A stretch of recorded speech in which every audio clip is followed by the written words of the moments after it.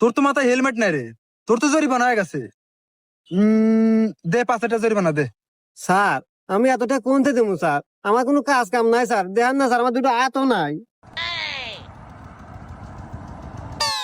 আরে তোমার হাত নাই কে? তুমি তো প্রতিবন্ধী মানুষ, তোমাকে আটকানি আমার ভুল হয়েছে। তোমার জরিমানা দেওয়া লাগবে না, তুমি যাও গা, যাও।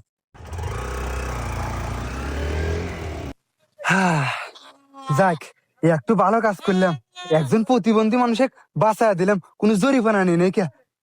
হ্যাঁ, কে রে? ওর হাত নেই, মোটর সাইকেল চালাই কে পরে? হ্যাঁ, এই হুমন্দি খারাপ, হুমন্দি খারাপ।